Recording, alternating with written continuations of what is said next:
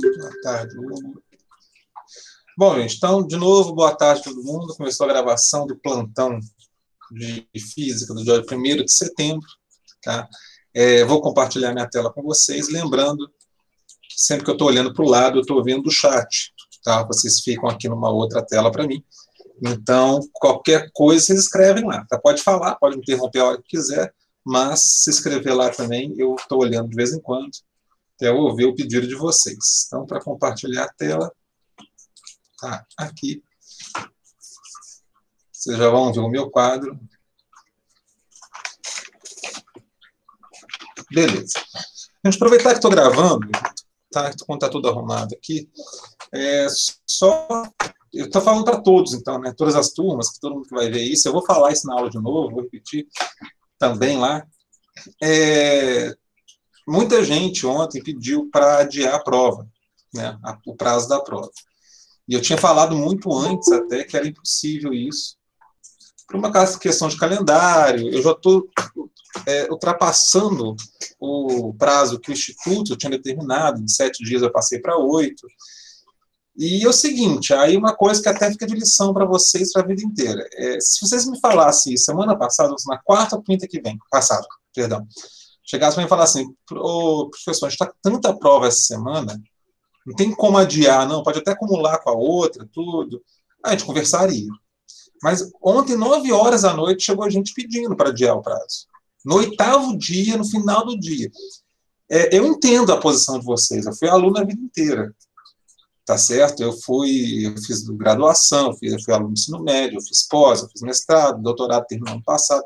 Então, eu fui aluno até ano passado. Então, eu entendo que às vezes as coisas acumulam, a gente não está prevendo tudo, mas tem o meu lado também. Eu não posso ficar cedendo tanto em relação à prova, porque me enrola. E eu vou estar descumprindo o que o Instituto determina. Você tem que entender esse lado também. Além disso, eu tinha feito plantões, compartilhei plantão, dando dica das questões, tinha questão muito parecida com as de frequência. Então, assim, apesar da prova ter a sua dificuldade, ela estava alcançável, vamos falar assim, ou seja, era possível fazer as questões dentro daquilo que foi dado. Tá? Esse foi um cuidado que eu tomei. Então, por isso que eu não consegui, não podia dar um dia mais. Tá certo? E eu sei o seguinte, eu vou ser bem honesto, se eu desse 10 dias, no 10º dia, ia ter gente pedindo mais. Porque deixa para a última hora, e aí acumula tudo, o relógio passa, você olha para o tempo, não deu. Entendeu? Então, eu sei que é complicado, mas vocês têm que se organizar. O que eu estou sentindo? De todas as turmas, tá? E lembrando, eu estou gravando isso, então estou falando para todo mundo ali no plantão. Eu recebo esses de frequência com muito atraso. Eu sempre falei que não me importo. Eu recebo até o final do bimestre, lanço as faltas. Para mim não é problema. Me dá mais trabalho, mas, entendeu? Eu ganho para trabalhar. Então, ótimo. Mas o que isso me mostra? Que vocês estão estudando atrasado. Tá? Eu sei que tem gente que vê a aula e deixa o exercício para depois e acaba entregando atrasado. Eu entendo que tem alguns assim, mas a grande maioria que me entrega atrasado, eu tenho certeza que pegou a aula atrasada. Não está acompanhando a aula semanalmente. E aí acontece o que aconteceu ontem. Acumula. Quando vê, tem uma prova para entregar hoje, com a matéria que eu nem assisti a aula direito ainda, eu tenho que ficar correndo atrás e vou implorar para o professor para mudar o prazo. E não dá. Entendeu? Então, vocês têm que botar o estudo em dia. A matéria não está indo rápido. Ah, tá sim, toda semana coisa nova. Ensino médio é assim mesmo. E, assim, a verdade é que eu estou um pouco atrasado em relação àquilo que eu deveria. Não vai comprometer o conteúdo, porque tem isso também. Você fala assim, não ligo para o conteúdo. O negócio é aprender bem, então, se for o caso, eu fico 3 meses no assunto. Chega lá no final do ano, você vai fazer o piso, está pé da vida comigo. Porque eu não ensinei tudo. Então, tem esses dois lados, gente. Eu já passei os dois lados. Eu dou aula há muito tempo, eu sei o que é o início do ano, eu sei o que é o final. Então, tá devagar, não tá rápido, pelo incrível que pareça. O que tá devagar mesmo é o quanto que vocês estão acompanhando. Então, assim, botem em dia esses estudos, gente, tá? Não deixa acumular. Porque, ainda mais esse assunto novo. Mas a última aula de movimento circular eu não assisti. Na boa, pega um novo, encara um novo e não deixa acumular. Porque senão vai dar problema o tempo todo. Tá? Então, vamos lá fazer exercício. O 6 da prova, da lista primeiro, tá? Essa aqui é a lista. Deixa eu só escrever ali. A lista que é até semana que vem, dia 9. A lista, gente, é o último dia do bimestre. É impossível adiar. Estou falando desde que eu lancei. Vocês têm um mês para essa lista. Eu estou falando o tempo todo. Tem muitos exercícios resolvidos nos plantões, então a lista, vocês têm que abrir o olho em relação ao prazo, tá? Mas esse 6 da lista é parecido com 2, se eu não estou enganado, da prova. Eu procurei fazer isso, botar questões que parecem, tá? Então, porque a prova eu não faço a questão, mas eu faço a lista e uma coisa ajuda a outra. Então, vamos lá.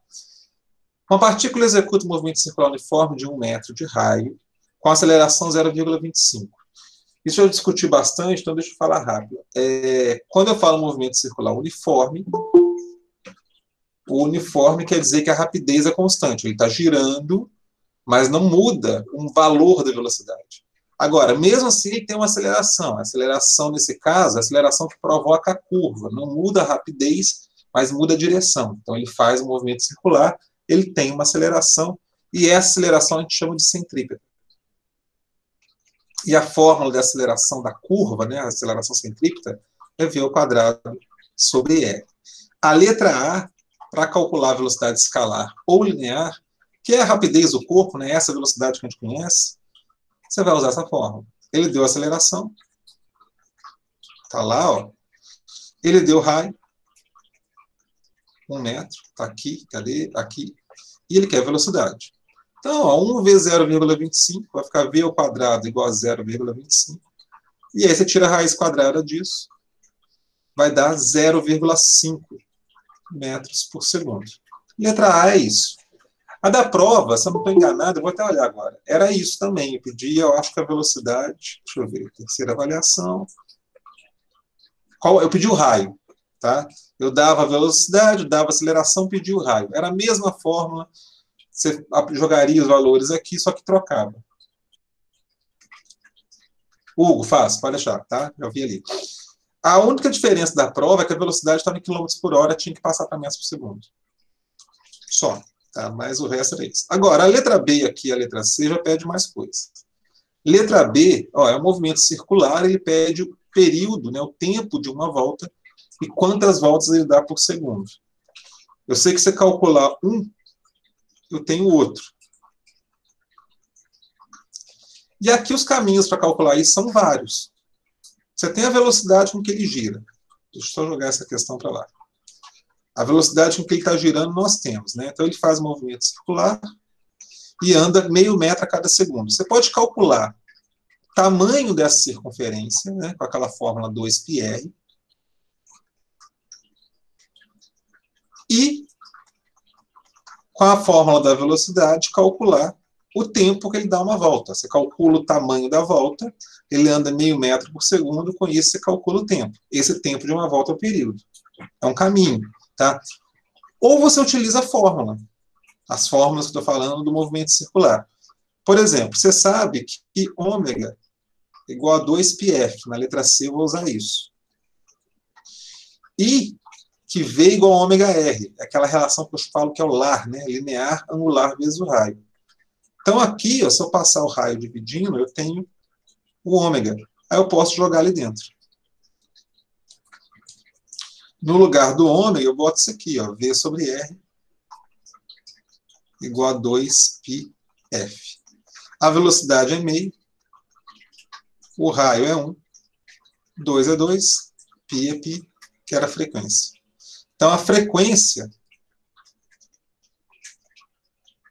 vai ser igual a meio dividido por 2π. Né? Meio sobre 2π voltas por segundo, que a gente fala hertz. Né? Hertz é a mesma coisa que por segundo. Então, 0,5 sobre 2π voltas por segundo, ou 0,25, né? Meio dividido por 2, π hertz. Ou ainda, 0,25, se você achar melhor, é 1 sobre 4. Né? Dividir 1 por 4 dá 0,25. Então, 1 sobre 4π hertz. Essa é a frequência. O período é ao contrário. Então, o período vai pegar 1 e dividir por 1 sobre 4π. Você vai inverter a fração de baixo, né, vai ficar 1 vezes 4π sobre 1, ou seja, 4π segundos, né? Está tudo no sistema internacional, tempo medido em segundos. Então, período, 4π segundos e frequência. Ah, eu botei o π igual a 3, porque às vezes você fez isso. Pode botar. Então, o π é 3,14, mas muitos exercícios mandam usar 3. Pode botar. Ficaria 12 segundos. E aqui 1 sobre 12, tá? 1 sobre 12 voltas por segundo. A letra C, então, a velocidade angular, 2πf, como eu disse. Você pode usar outra fórmula, daqui a pouco comento. Então, ficaria 2π. A frequência, 1 sobre 4π. Certo? Só substituir direto. Corta o π com π, né? 2 dividido com 4. Vai ficar 1 sobre 2. Velocidade angular é o ângulo por segundo. O ângulo medido em radianos. Então, ó, meio radiano por segundo. Essa é a velocidade angular. Você poderia calcular fazendo isso. Ó. ΔΦ sobre ΔT. Aí você pode falar, uma volta completa tem 2π radianos de ângulo, né? 360 graus é igual a 2π. E aí o período 4π. Repare que se cortar π com π, fica 2 sobre 4 ou 1 sobre 2 também. Então, poderia usar essa fórmula. Ou ainda, V igual a ômega E. O V vale meio, isso aqui é até mais fácil. Ó. O raio vale 1. Né? 1 vezes o raio vale 1, desculpa. 1 vezes ômega dá ômega, que é igual a meio radiano por segundo. Tá? Então, vários caminhos para fazer. Você escolhe o que você acha mais gostoso e resolve, tá bom?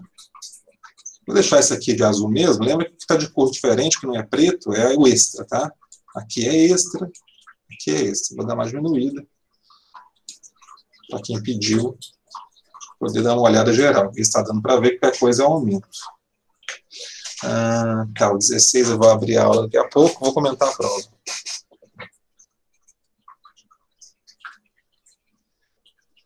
Ô, Juan, quando tiver visto aí, que tiver tudo ok, me dá um alerta aí no chat, por favor, só para eu poder passar.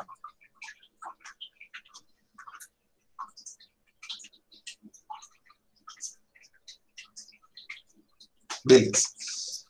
Tá. Ô, gente, a prova, então, olha só, primeira questão para mim era mais difícil não fazê-la, mas entendê-la, né? O texto ficou grande, com a página inteira, que é uma questão que tem cara de Enem. É muito texto e pouco trabalho. Então tem lá, o garoto Phineas está tentando construir um dispositivo elétrico que lhe permite retirar a água de um poço com mais facilidade. Então, para isso, ele utiliza um motor elétrico, uma polia motora, né? Ou seja, um disquinho que prende no motor que fica girando, uma correia e um conjunto de polias. Ou seja, ele vai escolher uma polia desse conjunto. Ele tem polia de todo tamanho. Tá? Ele pode escolher. Isso que eu quis dizer aqui. Das quais ele usa somente uma para girar a alavanca. Então, o desenho aqui explica. Olha lá, o motor vai girar aquele disco que vem nele, né, a polia motora. A correia vai estar em contato com uma daquela polia secundária. Aí a gente vai ter que escolher na letra A. E aí, quando isso aqui girar, gira aquele cilindro que vai fazer o balde subir ou descer de acordo com o giro. É isso. Tá? Mas, na verdade, o exercício, então, é acoplamento de polia daquele externo. Tem um disco aqui, tem um disco aqui, um disco maior, e você liga os dois por uma correia. Tá? No caso, a bicicleta é uma corrente. Então é isso. Esse aqui é o 1, né? Que tem o raio 1. Esse aqui vai ser o 2, que tem o raio 2. É essa história, 2 discos ligados externamente por uma correia, e o que tem em comum entre eles é o seguinte, esse aqui gira e faz aquele girar. Ótimo. Esse aqui gira com uma velocidade angular, né? Tantos radianos por segundo, né? Qual o ângulo por segundo, mas o pontinho externo dele, aquele que está ligado na correia, tem uma velocidade linear também, tem uma rapidez. Eu vou chamar de V1. O 2 também gira, então também tem um ângulo que percorre por segundo, mas também o pontinho externo dele, preso à correia, tem também uma rapidez, que é a velocidade linear V2. Quando a ligação é externa, a velocidade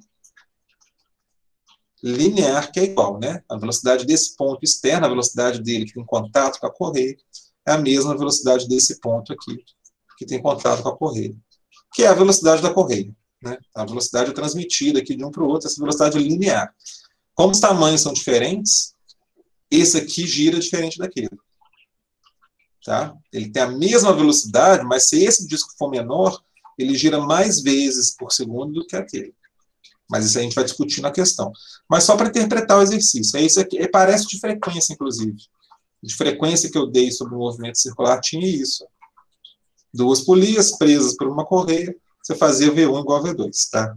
Aí vem a letra A, que é a mais difícil, talvez por não ter conta, que fala o seguinte, para que o balde suba mais lento, o balde subir mais lento, gente, quer dizer que ele vai girar menos. Se esse disco 2 girar demais, girar mais rápido que aquele, dar mais voltas por segundo que aquele, o balde sobe mais rápido. Se ele girar menos, ele sobe mais devagar. Então, para ele subir mais devagar, ou seja, para a velocidade de giro 2 ser menor que a 1, a polia secundária deve girar lá, com a velocidade angular inferior à velocidade angular do motor. Tá vendo? Eu expliquei isso. Assim, o raio da polia secundária, ou seja, R2, que o garoto vai escolher, deve ser maior ou menor que o raio da polia motora. Eu nem falei igual, porque se for igual, fica tudo igual. Se for o mesmo tamanho, eles giram a mesma quantidade. E eu quero mais devagar. Aí eu estou perguntando, esse raio tem que ser maior ou tem que ser menor? Essa polia aqui, esse disco, tem que ser maior ou menor? Justifique utilizando as equações. Eu justifiquei sem equações. Tem tanto problema, não. Apesar de ter pedido ali, mas tem que justificar bem. O caminho mais seguro aqui é você pegar essa relação, que você vai usar no exercício todo, V1 igual a V2, e lembrar daquele negócio do lar, né? Velocidade linear é igual a angular vezes raio. Aí quando você joga aqui, ômega 1 R1, e desse lado, ômega 2 R2. Tá? Eu quero o ômega 2 menor que o ômega 1. Então, o raio 2 tem que ser maior ou menor. Você pode interpretar isso aqui sem usar número nenhum. Você faz isso, ômega 1 sobre R2, né? Passei o raio aqui dividindo, e esse R1 também vai para o outro lado dividindo. Ele está multiplicando, ele vai dividindo. E aí o que você vê? Que ômega 2 e R2 são inversamente proporcionais. Isso quer dizer o quê? Que se esse número aqui for maior, esse aqui é menor. Tá certo? Um é o contrário do outro. Então, para o disco 2 girar menos que o 1, para ele ter uma velocidade angular menor, ele tem que ter um raio maior. Durante a semana, alguns alunos não estavam entendendo essa relação matemática. Eu falei o seguinte: chuta números. Inventa número, não na prova, tá? Pega um rascunho, pega uma folha qualquer e chuta. Você quer que o ômega 2 seja menor do que o 1. Então, vamos supor que você tenha o valor de ômega 1, você chuta qualquer número, tá? Ômega 1, por exemplo, 2π radianos por segundo, né? Uma volta por segundo, 360 graus a cada segundo. Vamos supor que você tem o raio 1, 10 centímetros. Você quer ômega 2. Aí o raio 2, você vê, você põe maior ou menor? Eu vou botar maior, vou botar o dobro. Se o disco 2 for o dobro do disco 1, o que acontece? Aí você faz a conta, corta um 0 com o outro, corta 2 com 2, você vai ter que o ômega 2 é igual a π. Tá? Então eu chutei o ômega 1, 2π. Eu inventei isso, tá lá no meu rascunho. Aí eu vejo, quando eu botei o raio dobro, a velocidade angular foi a metade. De 2π caiu para π. Então se eu aumento o raio, eu diminuo a velocidade angular. Se eu tivesse colocado 30, o triplo, eu vou botar 4, tá? Vou botar número par. Se tivesse botado 4, na hora de fazer a conta, 0 com 0, 2 com 2, aqui ficaria 2. Você passaria o 2 dividindo, teria π sobre 2. Menor ainda, tá vendo? Então, quanto maior o raio, menor o ômega. Quanto maior o raio 2, menor vai ser o ômega 2. A letra A é isso. Como eu disse, falei para chutar números, mas não para me mostrar, tá, gente? Numa prova, se você coloca esses números, eu tenho a obrigação de fazer isso na correção. De onde que veio isso? De onde você tirou esses números? Aí eu tenho que tirar um pontinho. Um pontinho pode dizer, né? Meio ponto, um décimo, dependendo da questão. Eu não posso dar total, porque apareceu um número que eu não sei de onde você tirou. Então, é rascunho, uma folhinha separada, vai lá e faz a conta. Só para conferir. Isso se você tem dificuldade aqui. Se isso aqui é tranquilo para você, não precisa dessa contaiada. Então, a letra A está ali. Aí o resto é mais fácil, por incrível que pareça. A letra B. Só lembrar, ele dá uma informação. Ele fala, ó, se Phineas colocará uma polícia secundária de 60 centímetros de raio, secundária R2, né, 60 centímetros, qual a frequência dela? A frequência da 1 está lá, ó, 400 RPM. Ó, 480 RPM. 480 rotações por minuto. E aí o seguinte, gente, é a mesma equação que estava usando antes. Ainda continua o mesmo esquema. A velocidade do disco 1 igual a do 2. Ômega 1 R1 igual a ômega 2 R2.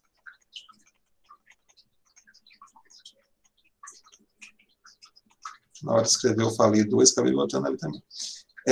Aí tem uma outra equação importante, que é ômega igual a 2πf. Então, onde tem ômega, 2π F1, R1. Onde tem ômega, 2π F2, R2. F2, R2.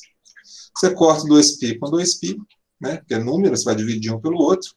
E aí, o seguinte, os valores você pode botar já com a unidade que lhe deu. Ó, 480 RPM, isso vai garantir que a resposta vai ser em RPM, não tem problema. O raio 1, está lá no texto, acho que é 15 centímetros. Está aqui, ó, 15 centímetros. Então, você põe centímetros aqui também.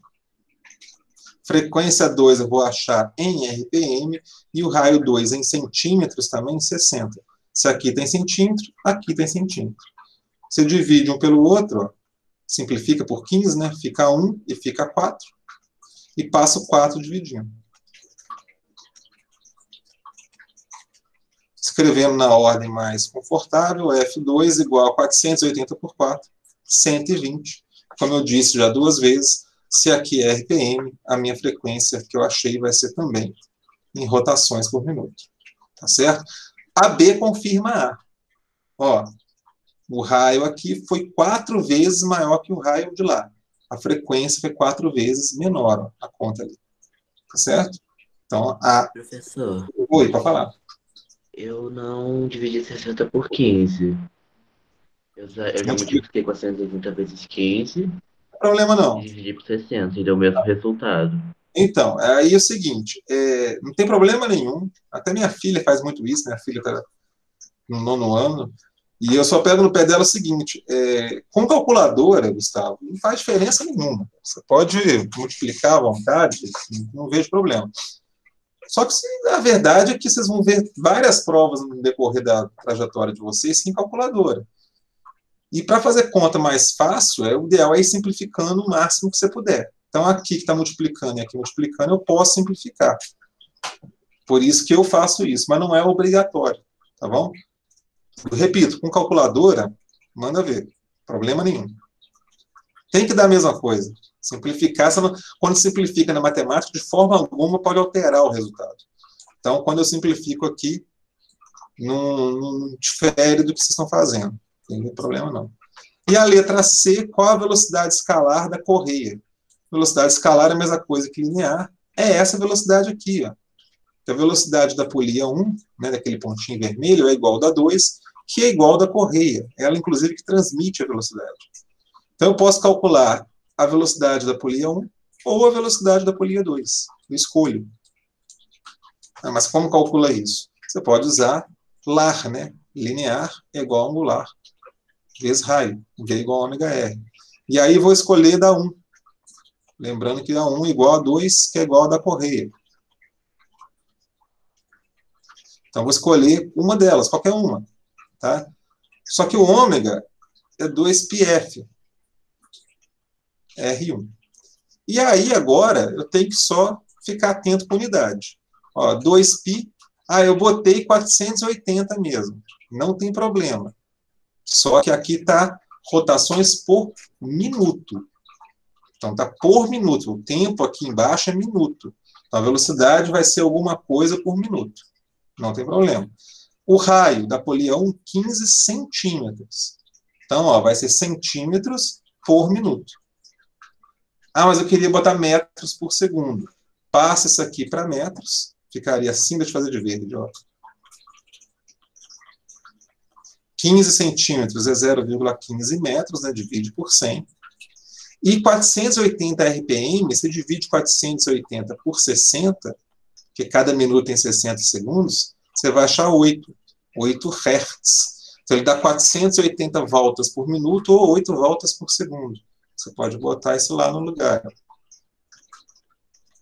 Então, ficaria 8 vezes 0,15, dá 1,2, eu acho, vezes 2, 2,4, pi metros por segundo, né? Porque Hertz é por segundo. E isso se você mudou a unidade antes. Deixa eu ver se a conta está certa. 8 vezes 0,15, 8 vezes 5, 40, vai 4, 8, 1. Não, está errado, né? Não, está certo, está certo, está certo. Quer ficar 12, 1,2, 2, tá certo. Agora, sem mudar a unidade, gente, é assim, ó. Botei os números direto lá. Fica. Deixa eu fazer a calculadora aqui, você pode ganhar tempo. 2 vezes 480. Já que o Gustavo usou calculadora, eu vou usar também. Estou brincando, tá, Gustavo? 14.400. 400 certinho? Tá. Pi. Não esquece do pi, é o número. Eu multipliquei por 3, não tem problema. E aí, ó, centímetros, porque eu não mudei o raio, por minuto, porque eu não mudei a frequência. Tá? É isso, é o que está de preto aqui, essas 4 linhas. E se eu quisesse, no final, passar para metros por segundo? Dá também, não precisa fazer antes, não. Aí você pensa o seguinte, ó, centímetros para metro, você pega aquele número e divide por 100, né? 14.400 pi centímetros é a mesma coisa que 144 pi metros, né? Ó, dividi por 100 e cortei 2 zeros. Por minuto, cada minuto tem 60 segundos. Então, você pega 144, divide por 60, ó, deu a mesma coisa que eu tinha achado antes. 2,4 pi metros por segundo. Eu tinha que fazer isso? Não, gente, a resposta está aqui, ó. 14.400 pi centímetros por minuto. Mas tá esquisito. Não tá não, gente. É isso mesmo, tá? Sim, por causa desse 2, é tudo número multiplicando. Até o pi é número, tá, Gustavo? Então, se você multiplicar por 3,14, vai dar um número mais, não vou falar estranho, vai dar um número maior ainda, tá? Então, você é do número, sai multiplicando todo mundo. Então, eu fiz aqui 2 vezes 480 vezes 15. É que eu fiz a conta antes, se eu não estou enganado, ó, quer ver? Olha lá, 2 vezes 480, e depois eu multipliquei por 15. Tá vendo? 2 vezes 480, 960, vezes 15, 14.400. Então, foi isso que eu fiz ali. Eu vou apagar o que está de verde, gente, porque é extra, tá? É aquela mudança de unidade que eu fiz antes. E aqui também eu posso apagar e posso deixar. Aqui eu vou deixar. Quem quiser transformar, achou isso aqui, tá? Mas a resposta aqui está valendo. Então é isso. Se me perguntar se essa questão é difícil, eu vou falar que não. Eu acho que pelo texto, ela é média. E a letra A, eu sei que para vocês complica, uma questão literal. Mas não é difícil. É V1 igual V2 e manda brasa, tá? E como eu disse, a B, ela responde a A.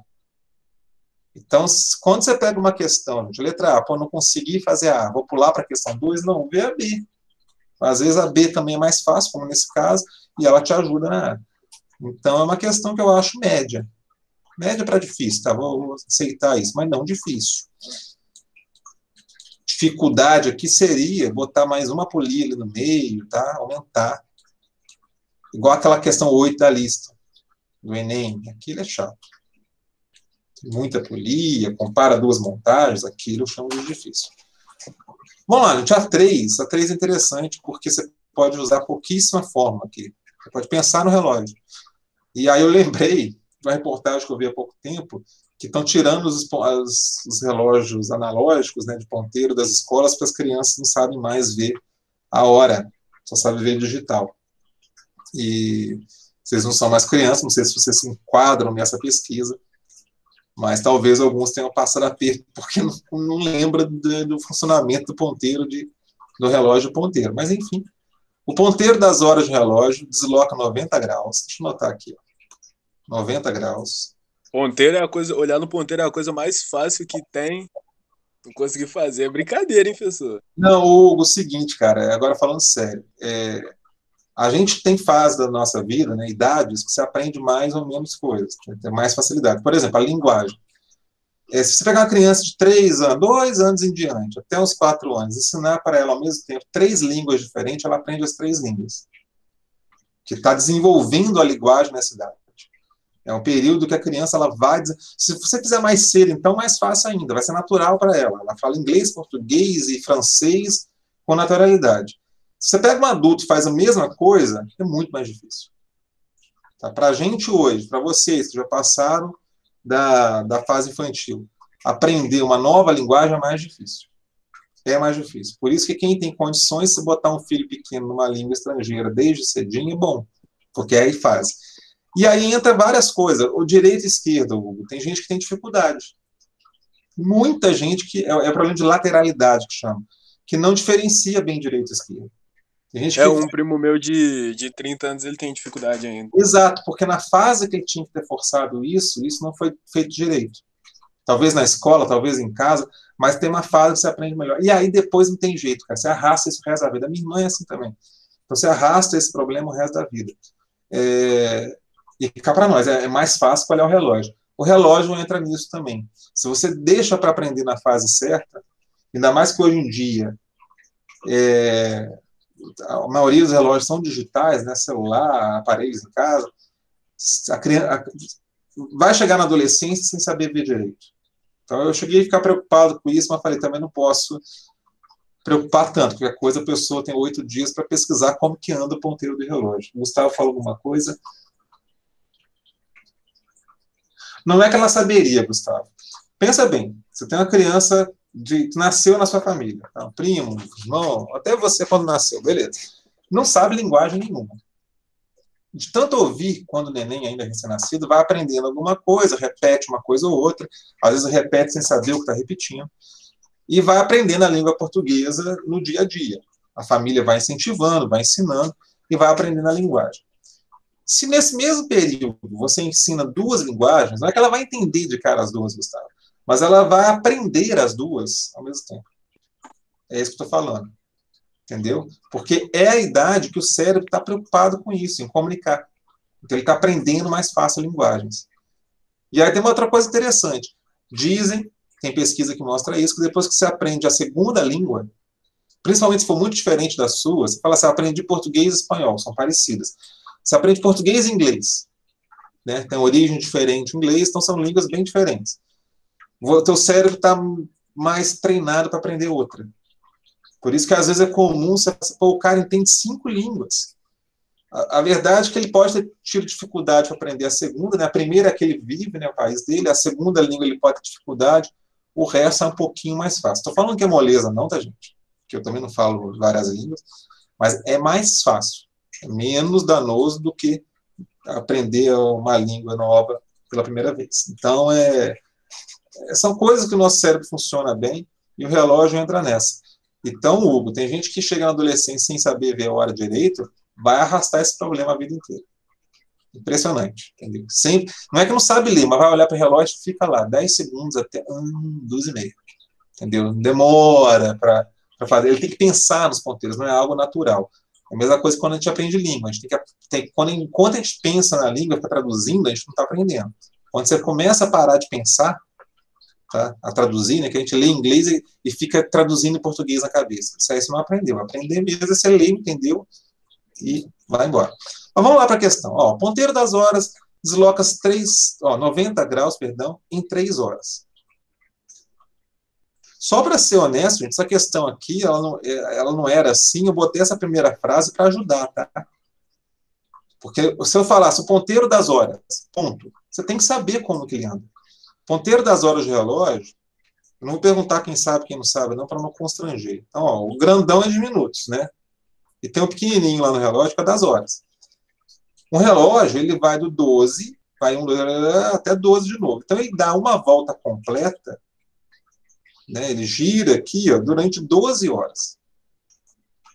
Esse é o período. Então, num dia de 24 horas, ele gira 2 vezes esse relógio, esse ponteiro pequeno. Sabendo isso, se ele começa aqui o dia e depois ele anda 90 graus, né, ele chega nessa posição aqui horizontal, ele começou aqui, ó, ele anda 90 graus, que é 1/4 da volta, em 3 horas, que é 1/4 daquele tempo. Ou então você sabe que ali está escrito 3 horas no relógio. Então essa informação que ele anda 90 graus em 3 horas era para saber. Mas assim, a gente põe aquilo para deixar mais fácil, né? Só lembrando que 90 graus tem que passar para radiano, é π sobre 2 radianos. Ah, isso que eu não sei fazer. Ó, o que eu falei na aula? Você tem que guardar que π radianos equivale a 180 graus. Então você faz regra de 3. Que nesse caso é moleza, né? Ó, 180 para 90 é metade, então π sobre 2. Mas a regra de 3 ficaria assim, ó, multiplica cruzada, 180 vezes x, 90 vezes π. Π é número, né? Corta um zero com o outro só para facilitar. X é igual a 9 sobre 18 π. Simplifica, 1 sobre 2 π, né? Ou π sobre 2. Então, essa transformação vocês têm que saber fazer. Qualquer uma. Por enquanto, se vocês observarem, a gente coloca números mais fáceis, né? 360, 180, 90, mas se ele der um ângulo de 32,6 graus, tem que saber passar para a radião. Mas vamos lá, então. Tá. Se o ponteiro tem o tamanho, olha lá, medida do centro até a extremidade final, o tamanho todo do ponteiro, então, tá? De 30 centímetros, isso é o raio, né? Que esse ponteiro aqui, ele faz essa trajetória aqui, ó, o ponto extremo dele, então, o raio daquela trajetória, que é o tamanho do ponteiro, 30 centímetros. Responda, qual a velocidade angular, qual o período e qual a velocidade escalar desse ponto da extremidade. Vamos lá, ó. Letra A, velocidade angular. Você pode pensar de outras formas, mas o mais direto aqui, gente, é a definição, é ângulo sobre tempo. Ele anda π sobre 2 radianos, né, 90 graus, em 3 horas. Então, a velocidade angular, π sobre 6, né, o 2 está lá embaixo, multiplica com 3 radianos por segundo. Acabou. Eu vi que tem gente que fez diferente, que eu já li algumas provas, que pegou a volta completa, 2π, e dividiu pelo tempo de 12 horas. Não tem problema não. Tá bom? Aí ficaria assim, ó, 2π. Eu só fiz uma coisa errada aqui que eu vou corrigir. Aqui eu botei 3 horas, radianos por hora. Eu já vou botar a resposta que ele quer. Tem gente que pegou a volta completa, é o ângulo de 360, 2π, e dividiu pelo tempo da volta completa, que é 12. Quando simplificar, ó, vai ficar π sobre 6 da mesma forma, tá bom? Então, tanto faz. Eu peguei a informação que ele deu, mas podia pegar outra. Mas o que eu estava dizendo aqui é o seguinte, ó, radianos por hora, 3 horas. Então, para transformar isso aqui para a unidade que ele quer, eu sei que 1 hora tem 3.600 segundos. Então, isso aqui, na verdade, é π sobre 6 radianos por hora, né? Por hora dividido. Então, por 3.600 segundos. É o número de segundos de 1 hora. Logo, a velocidade angular vai ser aquele númerozinho bonito. Ó. Quando eu peguei as questões e fui botando, eu sabia que vocês iam ficar nervosos com os números, mas eu deixei para vocês acostumarem com isso. A gente tem que parar de ter medo de número. Vamos lá. Radianos por segundo. É um número extremamente pequeno. Tá? Se dividir 3,14 por 21.600, é um número bem pequenininho. Mas o ponteiro das horas, gente, ele demora 12 horas para dar uma volta. Ele gira devagar mesmo. Você ficar olhando para o relógio não é fácil ver ele movimentando. De minuto é um pouquinho mais rápido. E o de segundo é que você vê realmente o movimento com mais facilidade. A letra B, ele quer o período em minutos. Bom, eu já concluí aqui. Isso aqui não precisa nem fazer conta. Se entender no relógio, você sabe que ele dá uma volta em 12 horas. Então, o período é 12 horas. Só que como eu não sou tão legal assim, eu pedi em minutos. Então, 1 hora tem 60 minutos. Só multiplicar. 60 vezes 12, né? 0, 6 vezes 2, 2 vai 1. 6 vezes 1, 6 com 1, 7, 720 minutos. A letra B está ali. E a letra C é a velocidade daquele pontinho externo do ponteiro. V, velocidade escalar ou linear, igual a ômega R. Tá, V igual ômega é aquele número legal da letra A. E o raio, quanto foi o raio mesmo? 30 centímetros. Ah, eu quero passar para metro, você que sabe. Vou deixar em centímetros e vou achar o seguinte, ó.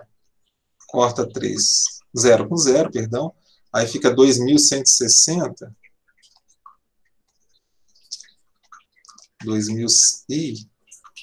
2.160 dividido por 3, só para simplificar. Então vai ficar π sobre 720 centímetros, que eu não mudei. E lá era radiano por segundo. Então, centímetros por segundo. Se quiser botar em metros, é só dividir por 100 e vai ficar π sobre, mais 2 zeros aqui, 72.000 metros por segundo. Tá bom? Então é isso. Ó. Eu acho essa questão fácil. Ah, mas os números? Está usando calculadora, e nesse ponto estou despreocupado com o número. E vocês têm que parar de ter medo de número. Tá? Pegou o número bizarro, azar. É assim mesmo. Né? E pensa bem, é o ponteiro de horas. Na pior das hipóteses, vai no Google lá, põe relógio, vídeo, fica olhando o vídeo. Você vai ver que demora para gerar. É lento. Então o número é pequeno mesmo. A velocidade de giro é pequenininha. Gente, mais alguma da prova?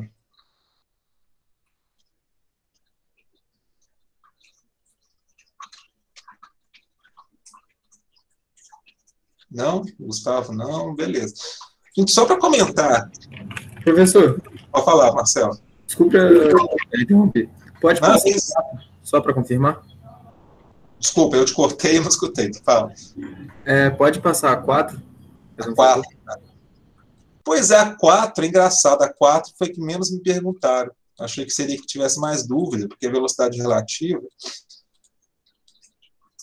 E aí eu estou vendo que o problema de vocês é quando tem movimento circular e de força está começando, então não posso julgar ainda. Agora, movimento circular, gente, toda a turma que eu dei na minha que dei aula a vida inteira é assim mesmo, tá? É estranho, são letras estranhas, muda bastante. Então, essa dificuldade vocês vão tendo é normal, tá? E eu não me preocupo muito não, porque é um assunto que vai ser pouco explorado depois. Então, pegando o básico, entendendo o básico, eu estou tranquilo. Essa 4, gente, ela é o seguinte, ó. São 2 movimentos. Então, você vai ter que estudar a ida e volta. Porque é diferente a ida e a volta. Não posso simplesmente trabalhar junto. Por que é diferente? Na ida, ele voa contra o vento e na volta a favor. Isso tem diferença. O que é comum dos dois é a distância. 75 metros, eu esqueci do 5, e 75 metros na volta. Então, você tem a mesma distância, mas o tempo, eu não sei se é igual ou não. Assim, a gente sabe, né? Se ele voa contra o vento e depois a favor, o tempo é diferente. A volta vai ser mais rápido, o vento ajuda. Mas vamos botar delta T1, delta T2 e trabalhar com eles diferentes. Caso dê igual, beleza.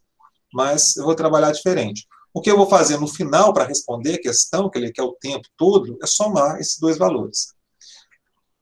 Nos 2 casos, acaba que o movimento é uniforme. A velocidade do vento é constante, a velocidade do pássaro é constante. Então, a velocidade constante é ΔS sobre ΔT. Vou usar nos 2. Vou botar aqui um V2 e um V1, que eu vou ver ainda a velocidade, como que funciona. E o tempo eu já botei diferente lá, vou botar aqui diferente. E aí vamos para a velocidade. A velocidade vai ser diferente nos dois, porque quando ele voa contra o vento, a velocidade que ele tem em relação ao chão, né, a velocidade resultante, vai ser a velocidade do pássaro. Quando ele está contra o vento, é a velocidade do pássaro menos a velocidade do vento, né? A velocidade dele, que a gente chamava de relativa lá na aula, menos a velocidade arraste, né? O vento faz o papel da água no rio, daqueles exercícios. Então, velocidade relativa menos de arraste. É uma contra a outra, uma menos a outra. Então, essa velocidade resultante, que é 1, né? Velocidade 1. Velocidade do pássaro, tá? Em algum lugar aqui. Ó, 15. Velocidade do vento, 10. Então, na verdade, a velocidade V1, lá da fórmula, é de 5 metros por segundo. E aí você joga na fórmula, ΔE sobre ΔT. Você tem velocidade 5, a distância que é igual para todo mundo, 75. ΔT1. 5 ΔT1. Fiz uma coluna gigante aqui. É igual a 75. Divide 75 por 5. Você vai ter 15 segundos. Esse é o tempo da ida. Eu acho que da volta vai ser mais rápido, porque o vento ajuda, vamos ver. A velocidade resultante na volta, ó, ele volta com a velocidade para a esquerda e o vento é para a esquerda. Então, você tem uma velocidade resultante que é a soma das duas. O vento ajuda, né? Então, 25 mais 10. Velocidade do pássaro, que é 15, né? Eu já pensei na soma. Velocidade do pássaro mais a do vento. Aí sim, a velocidade 2, a resultante 2, 25 metros por segundo. Joga de novo na fórmula. Lembrando que o ΔS é igual, então 25 igual a 75 é a distância, eu quero o tempo 2, isso aqui vai dar 3, né? Você passa o ΔT multiplicando, 75 você simplifica com 25, vai dar 3 segundos. Então, o tempo de ida e volta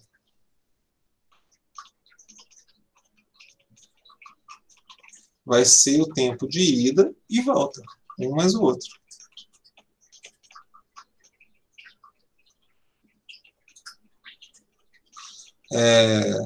Deixa eu ver lá que eu não lembro direito quanto deu. 15, tá? Deu 15 segundos a ida. A volta, como eu disse, era mais rápido mesmo, o vento ajuda. Ele demora 18 segundos. Beleza?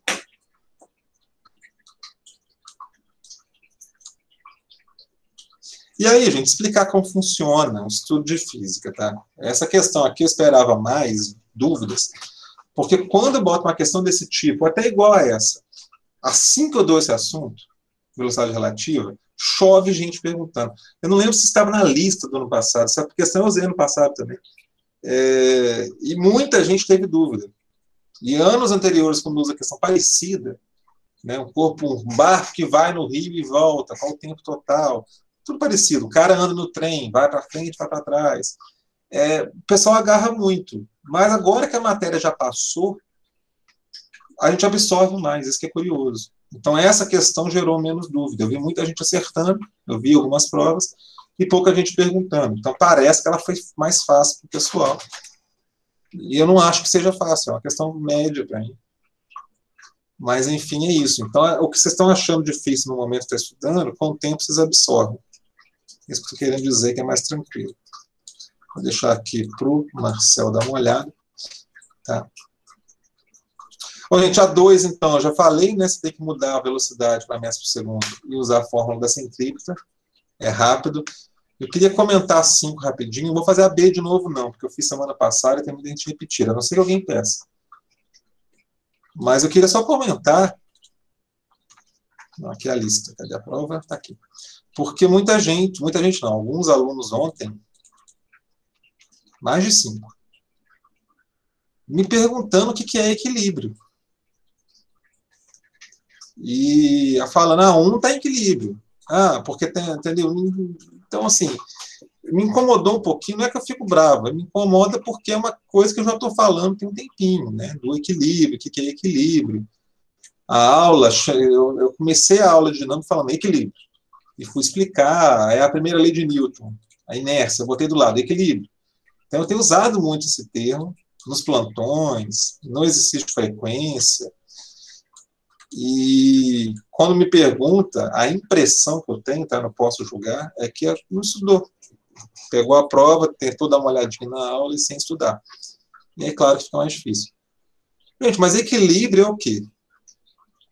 Eu vou falar de uma maneira mais simples, depois eu uso o termo mais técnico. O equilíbrio dá a ideia de igualdade, dá a ideia de uma coisa estável, né? Você tem um objeto em equilíbrio, deixa eu equilibrar esse HD portátil, vocês estão vendo, está equilibrado na minha mão, não está caindo nem para um lado nem para o outro, está equilibrado. Equilíbrio é uma coisa que está ali estável, tá? Essa é a ideia da palavra.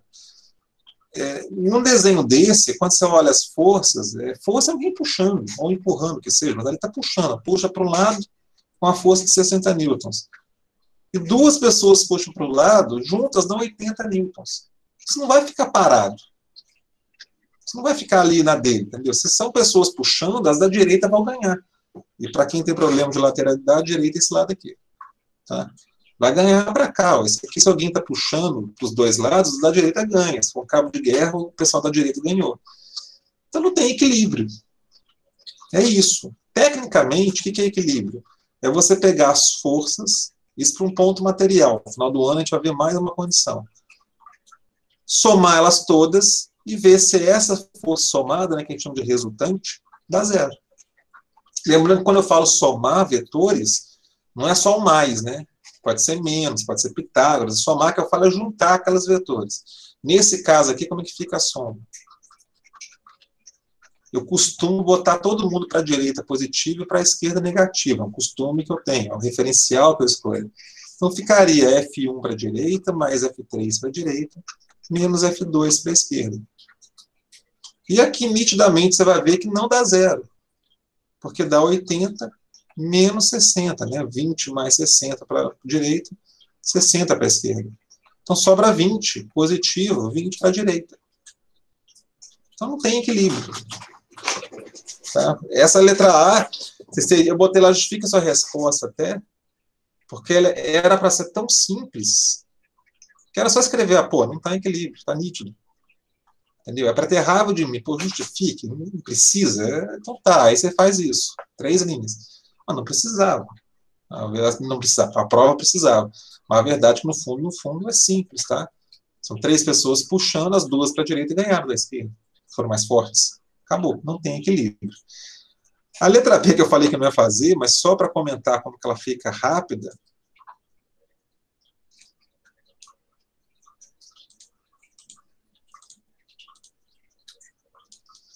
É aquela história do vetor na diagonal, né? Vocês vão ver, gente, quem vê videoaula, quem vê outros livros, ou o nosso livro mesmo, vê que tem como fazer sem decompor o vetor. Você consegue somar vetor sem decompor. Você vai chegar no triângulo que não é retângulo, aí tem a lei dos cossinos, que é uma fórmula, tá? Que é uma fórmula da matemática que a física utiliza, que é como se fosse um teorema de Pitágoras geral, para quando não tem 90 graus. Então você pega esse ângulo θ aqui, relaciona o lado A, B e C. Fica uma fórmula parecida com Pitágoras, tá? A ao quadrado mais B ao quadrado mais C ao quadrado. É B ao quadrado mais C ao quadrado menos 2 BC e seno de θ, tá? É a fórmula assim. É seno de θ? Seno, quando for 90 graus, seno não, cosseno de θ. Tá vendo? Eu uso tão pouco, eu confundo, tá? Eu nunca uso essa fórmula. Então é essa fórmula. Aqui dá para ser o seno também, mas aí muda o sinal, tá? Mas é essa fórmula. O seno também se usaria o ângulo externo, quando for o caso. Eu não gosto. Por quê? Porque acabei de confundir a fórmula, tá vendo? Para que saber isso? Então, eu prefiro, quando está na diagonal, quebrar esse vetor, desmanchar ele e substituir pela largura dele e pela altura. É o decompor, né? Decompor no sentido de desmanchar. Ele deixa de existir e passa a existir um F2 para cima, o Y, e um F2 para a direita. E aí eu já mostrei algumas vezes que você acha o valor desse F2 para a direita usando trigonometria. Aí eu entendo que tem gente que não aprendeu direito isso. Por várias questões, porque aprendeu na pandemia, ou porque aprendeu direitinho, mas esqueceu. É normal. Todo ano é isso, tá? Mas aí eu vou lá e lembro, gente. Seno e cosseno é você relacionar os lados do triângulo retângulo. No caso do seno, é você pegar o lado de lá, cateto oposto, vamos chamar de B, e dividir pela hipotenusa. E o cosseno é pegar o lado vizinho, vou chamar de C, e dividir pela hipotenusa. Aqui eu já estou dando a resposta direta. Esse lado aqui, ó, ele é como se fosse o C, tá vendo? Ele está do lado do ângulo. Então, se eu passo aqui a hipotenusa multiplicando, a hipotenusa lá é F2. Fica F2 cosseno de 60. Então, eu demonstro isso, mas não precisa. Você começa ali. Ó. Você olha para o desenho, pô, F2x é a cateta adjacente do ângulo. Aí você é honesto. O que eu penso, na verdade, quando eu vejo isso? Aí ele está com o ângulo. Com vira cos. Palavra parecida lá. F2 com o ângulo. F2 com o ângulo. Aí o para cima lá, o F2y, né? Está sem o ângulo. O certo é o que? Ele é o cateto oposto, o lado contrário do ângulo. Por isso que a relação é seno. Mas cá para nós, ó, F2y é F2 sem o ângulo. Tem ângulo não. Tem, né? Não está escrito. Tá? Então, sem o ângulo. Pronto, começa assim. Opa. E aí, o que você vai fazer agora? Conta. Substitui F2. Deixa eu puxar para a direita para aproveitar aquela fórmula ali. O F2 vale 100, botei de propósito para ficar fácil a conta. Seno de 60 a gente deveria saber, mas está ali. Que é a raiz de 3 sobre 2. Aí eu já botei dividido. Né? A raiz de 3, já tirei, já dividi por 2. Então multiplica isso por 100, dá 85 newtons. O F2x, ó, F2 vale 100. Cosseno de 60, tem que saber. Dá 50 newtons. E aí, gente, quando você olha para o desenho, ó, eu achei que para cima deu 85, para a direita deu 50. Ó, tá igual, ó. Na vertical equilibra. Na horizontal equilibra. Então isso aqui tem equilíbrio. Ninguém ganhou. Nem para cima, nem para baixo, nem para a direita, nem para a esquerda. Aí você só coloca lá, você escreve, força resultante vertical, ou em Y, é F2Y para cima, menos F3 para baixo, vai dar 0. Força resultante na horizontal, pode escrever horizontal ou botar X, é a força para a direita, F2x, menos a força para a esquerda, F1. Quando você botar lá o número 50, menos 50, dá 0. Está em equilíbrio. Certo? Essa questão 5 eu acho fácil. Isso aqui não cai em pismo, por exemplo. Vocês não vão achar uma coisa assim no pismo. Então é uma questão fácil. Não é facílima, porque decompor vetor é um dilema para alguns, gente. Decompor vetor é igual olhar ponteiro de relógio. Nunca aprende. Sempre apanha. Mas não é tão difícil. E o momento de aprender é agora. Treinem bastante, que dá para fazer. 16. Gente, tocando a campainha. Boa tarde. Gente, quem entrou depois, eu fiz as questões, ó, da prova. Eu comentei a prova quase toda, eu comentei, mas eu fiz a 1, a 3, a 4 e a 5. E da lista eu fiz a 6. Beleza? E agora eu vou fazer o de frequência 16. Se tiver alguma dúvida, quem chegou depois, pode botar aí, por favor. O 16. O 16 é o seguinte, ele é maiorzinho, ele é grande. Porque essa questão aqui ela é muito igual a 15 de frequência. Não é igual. Não, não é. Lá eu falava que estava em equilíbrio, queria o valor de uma força que não foi dado para equilibrar. Né? É como se eu não tivesse dado essa de, sei lá, eu não dou essa de 60. Tem 60 para a esquerda, 20 para a direita e mais uma que eu não sei. Então daria 40 para somar 60. A de frequência era parecida, o desenho era bem parecido, o desenho era bem parecido. Tá? O raciocínio era muito próximo. Agora, a 16, ela já é do assunto mais recente. E aí é o seguinte, como eu estou sentindo que vocês estão estudando menos para o livro, lembrando que não estou falando só para quem está aqui não, tá, gente? Vocês que eu falo, todos os alunos que estão vendo isso depois, eu botei a segunda da 16 mais trabalhosa mesmo, para vocês treinarem mais, para exercitar mais. São 2 exercícios, porque é a mesma mala, mas uma sendo empurrada na horizontal e a outra sendo puxada na diagonal. Então, são 2 exercícios que o segundo vai dar mais trabalho. Vamos lá. Deixa eu botar aqui primeiro. Primeira situação. Gente, tem o cara empurrando a mala em cima do chão. O ideal, quando você for fazer qualquer questão que tem força, é fazer o mais simples possível. Você pode fazer a caixinha, representando a mala, ou faz um pontinho. Quanto mais limpo o desenho, melhor, tá? E aí você tem que saber desenhar as forças. Como foi o primeiro exercício que eu passei, eu desenho para vocês, eu monto a questão, tá? Eu fiz quase tudo. Mas vocês têm que saber fazer isso. Então é o seguinte. Nessa mala, na primeira situação, tem a força peso. Sempre começa com ela, ó. Que é sempre para baixo, beleza. Se quiser calcular o peso, não precisa, mas se quiser calcular M vezes G, a mala é bem pesadinha, tem 60 kg de massa. Gravidade a gente usa sempre 10, né? Então a mala tem 600 newtons de peso. Repito, não precisava, mas é fácil, vamos fazer.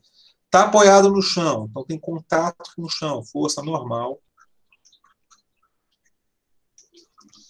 Vamos lá mais o quê? O cara empurra para a direita.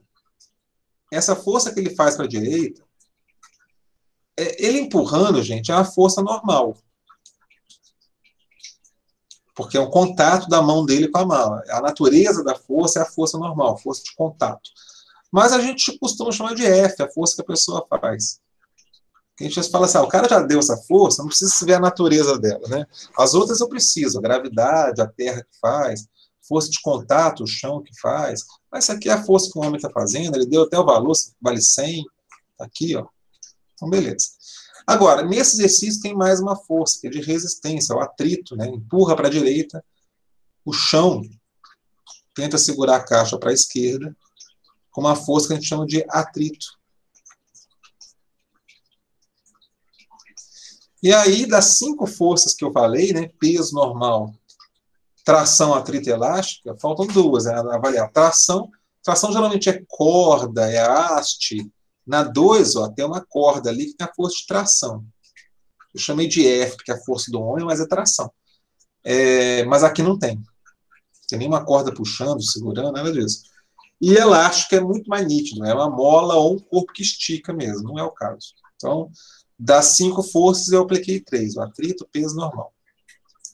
E aí, o que eu faço na resolução? Eu passo todas essas forças do desenho para um pontinho para ficar mais fácil de ver.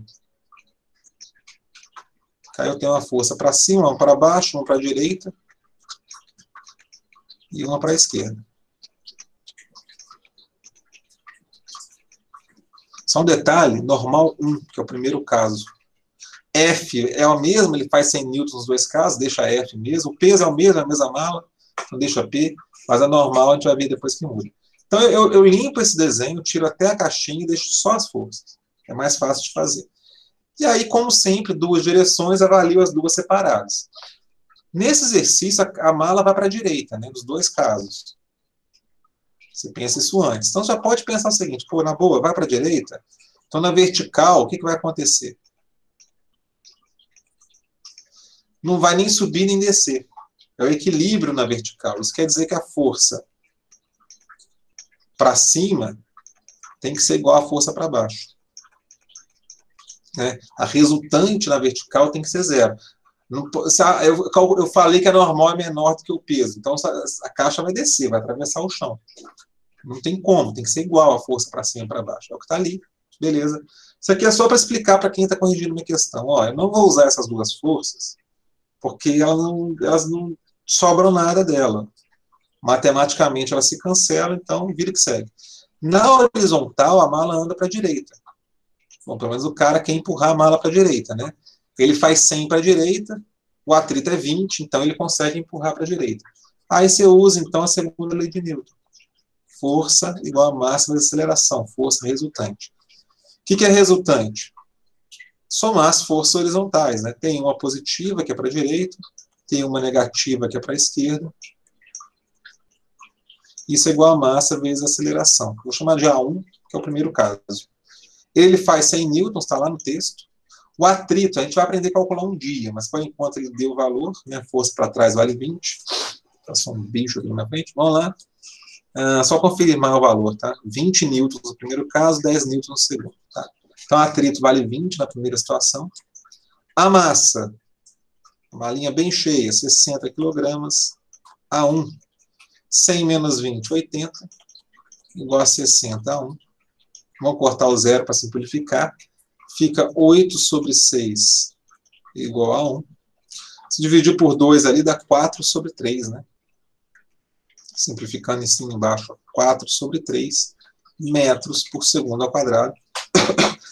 Sistema Internacional de Unidades, então, metro por segundo ao quadrado. Então, de novo, o que eu tenho que saber fazer? Reconhecer as forças, eu tenho que saber fazer isso. Desenhar as forças. Avaliar duas direções separadas. Tá? Tem exercício que vai acontecer dele subir também, não é o caso. Então, nesse caso, a vertical é tranquilo, o corpo vai para a direita, então a força para cima é igual para baixo. E na horizontal, segunda lei de Newton para achar a aceleração.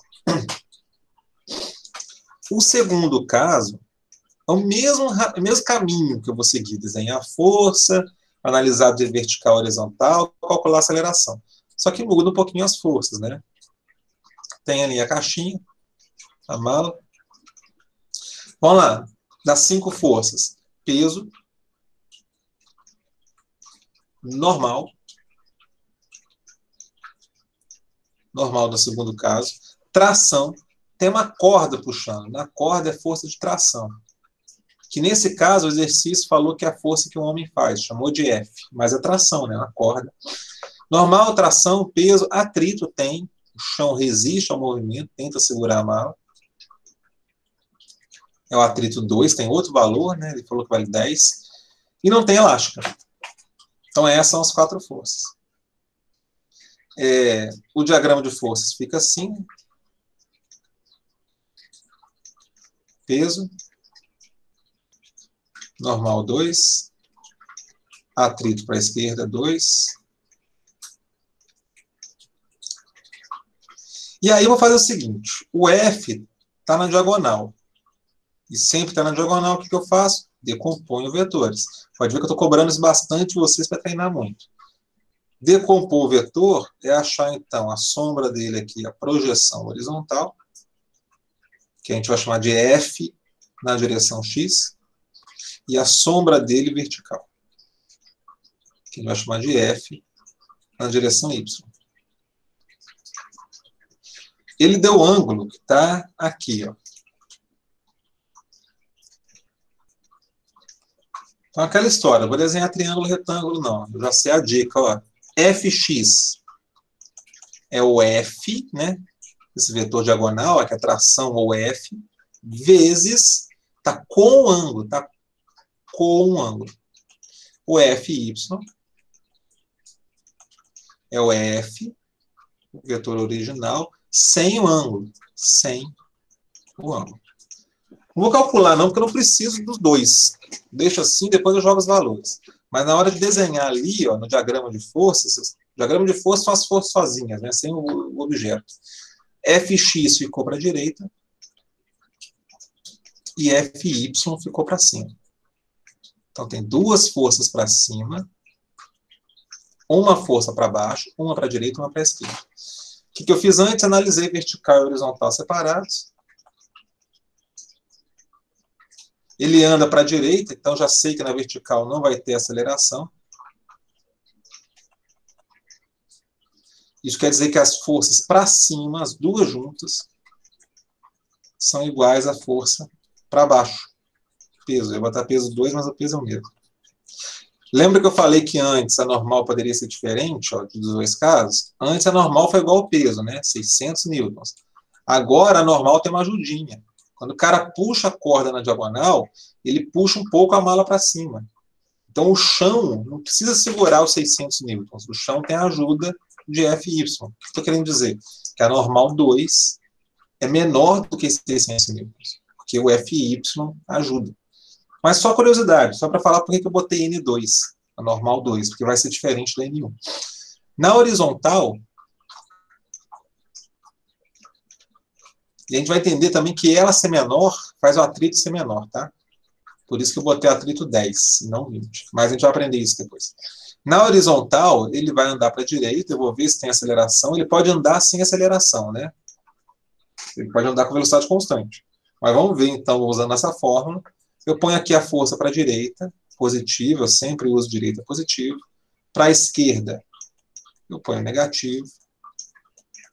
M e a aceleração do segundo caso. Fx, agora sim eu calculo. F cosseno θ. O atrito ele me deu, já vou escrever. A massa eu tenho e a aceleração. Força vale 100. A força que eu me faz. Cosseno de θ, cadê? Está ali, 0,8.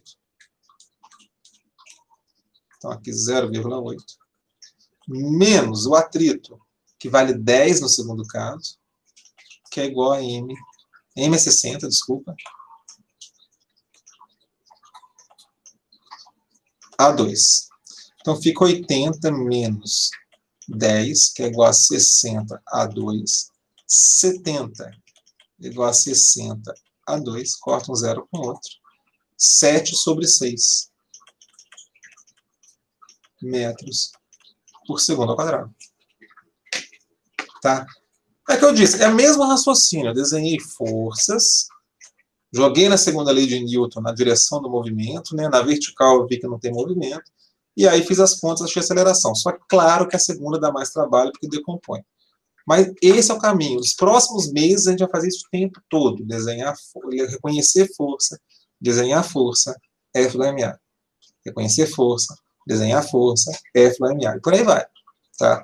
É claro que vai ficando mais complicado, vai aparecendo mais coisas, mas é isso. Basicamente é isso. Eu só quero fazer uma coisa de curiosidade. Ó, 4 sobre 3 é 1,33.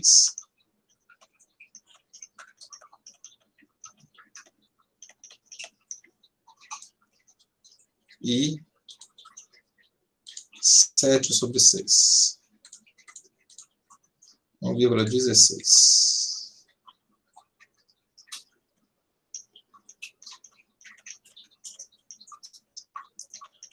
Mas eu queria confirmar uma coisa. Porque é o seguinte.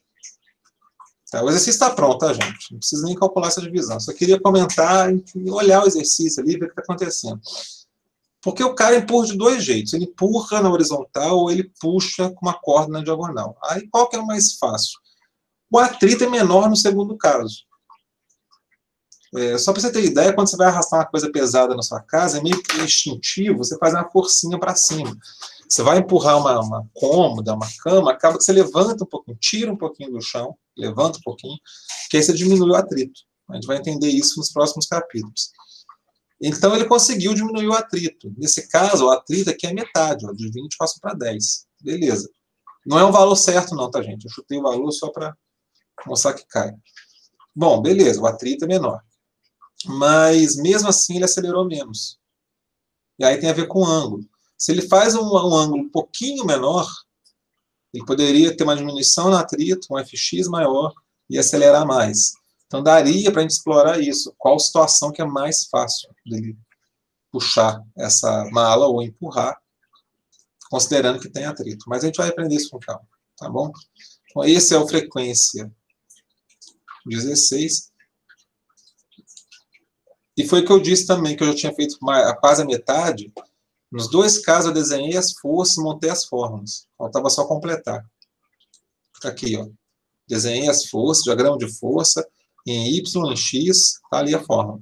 Estou usando F igual a MA, tá lá em cima.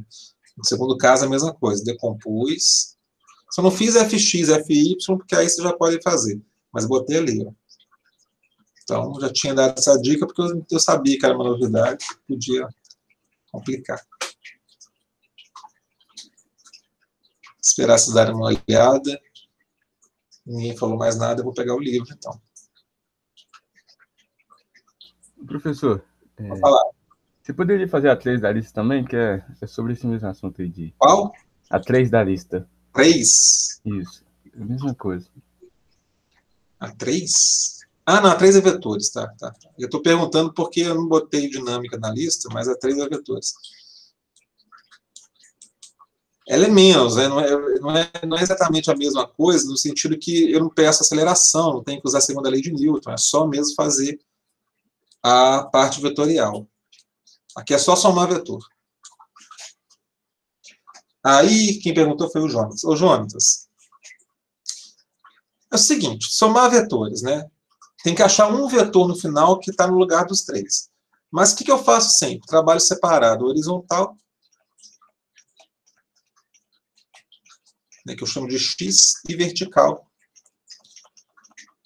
que eu chamo de y. Inclusive está ali, x e y. Eu separo os dois, trabalho separado, no final eu junto. O F2 é aquele problema, ele não está nem em x nem em y, então a gente decompõe ele. Por isso que você falou que é parecido, eu concordo, né? Você acha um F2 aqui para a direita, né? A largura dele, repara, ó, é a sombra dele, e acha um F2 para cima. A altura de F2, F2Y. Eu posso fazer a conta aqui. O F2Y, agora eu já vou pegar um macete direto, hein? Não vou fazer triângulo mais não, daqui para frente. F2Y é F2 sem o ângulo. E o F2x, ó, é o F2 com um ângulo. Beleza. Só lembrar o F2, 20, tá ali? Então eu vou ter o seguinte, ó. F2, 20. Seno de 60. Você pode olhar no livro, pode correr atrás dele, tá? Mas é um valor que um dia você tem que saber. Seno de 60 é a raiz de 3 sobre 2. Vai dar 20 sobre 2, 10. 10 raiz de 3 newtons, né? Unidade de força. Ou tira a raiz de 3, é mais ou menos 1,7, isso aqui dá mais ou menos 17 newtons. F2x, F2 vale 20, cosseno de 60 é outro que tem que saber. É igual ao seno de 30. Fica 20 dividido por 2, 10 newtons. Então, nosso exercício fica assim, ó. Guarda para mim aí, ó, 17 para cima, 10 para a direita. Tá? Nosso exercício fica assim. Redesenhando as forças. Uma força para baixo, que é o F3, que vale 10. Uma força para a esquerda, que é o F1, que vale 30. Uma força para cima, que eu esqueci quanto que vale, alguém me lembra aí? 17. Beleza, valeu, 17. E uma força para a direita, que é o F2x, que vale 10. Deixa eu botar os números de cor diferente, porque começou a ficar muito embolado. Como eu não consigo fazer reto aqui, o aspecto fica ruim. Então, pelo menos a cor ajuda. F3 é 10, está lá, e F1, 30. Então, foi o que eu disse. Agora, trabalho vertical e horizontal separado. Né? Você tem 4 vetores, o 2 ficou dividido em 2 vetores, no total tem 4. Então, na horizontal, eu vou chamar de força resultante horizontal. Ou seja, como que fica horizontal? Você tem 30 para a esquerda, 10 para a direita.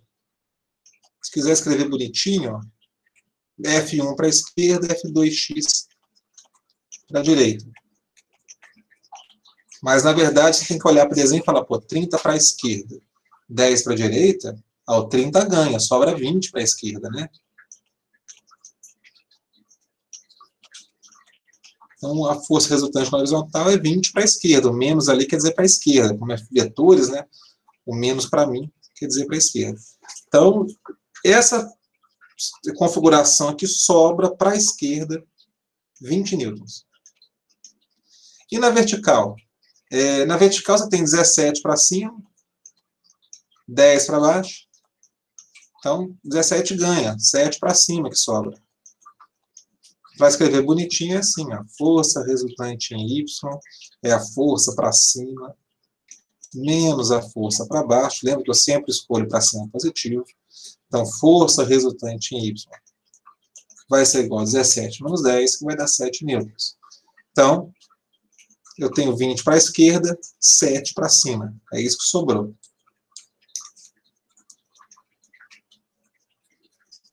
Vou botar o 20 aqui embaixo. Qual que é o resultado disso, então? Tem alguma coisa que eu estou errando aqui. Deixa eu ver. O 3 vale 10. Não, está certo, está certo, tá certo. Deixa eu confundir com outro exercício. Tinha um que dava para baixo, diagonal. É isso mesmo. Tá. Então, como que eu faço essa soma, né? Se os dois estão saindo do mesmo ponto, eu posso ganhar tempo e fazer a regra do paralelogramo. Que é copiar esse tamanho aqui paralelo, copiar esse tamanho aqui de baixo, paralelo lá em cima. E a diagonal dessa figura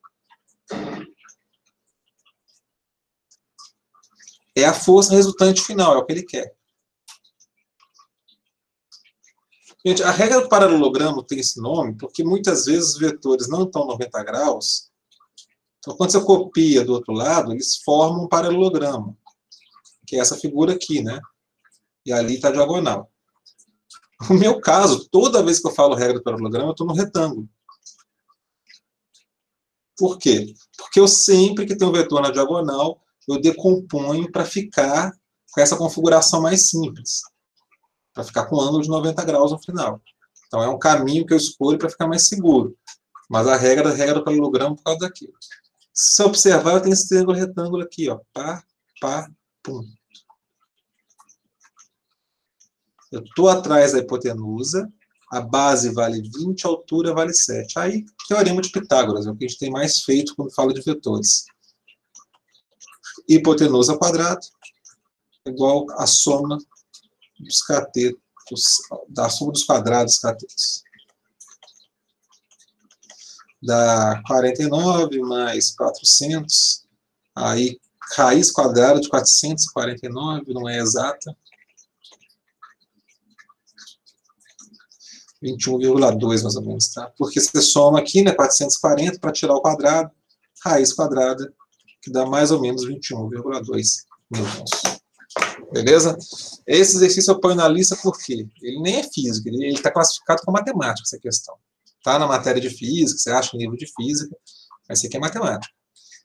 Por quê? Para treinar isso. A gente tem que aprender a somar vetores. Tem que aprender a lidar com vetores, decompor vetor, olhar vertical separado horizontal. Para quem está com dificuldade disso, procura mais exercícios assim. O livro tem, e a internet está cheia também, mas o livro tem. Pega o livro e treina isso, tá? Refaz os que eu fiz, porque isso a gente tem que saber. Eu vou só, peraí, eu vou tampar a vista de vocês com o livro e vou puxar para cá. Tá. Vou procurar um exercício do livro aqui, que a gente tem uns 10 minutos ainda. A gente dá uma treinada com ele. O link do livro, lembrando, tá, que a cópia não é pirata, não estou passando nada errado para vocês. Bom, deixa eu olhar aqui os exercícios.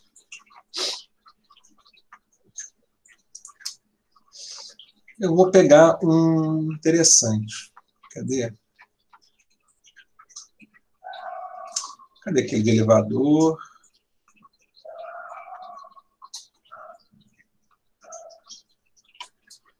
Eu não estou achando aqui. Aqui. Tá. Esse aqui é bom.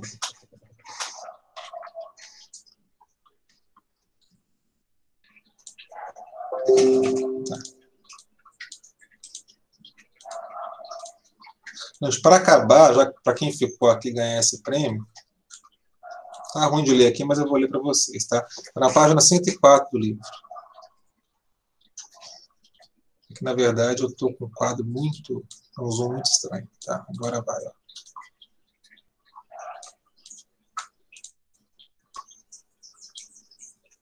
Não melhorou nada não, mas página 104.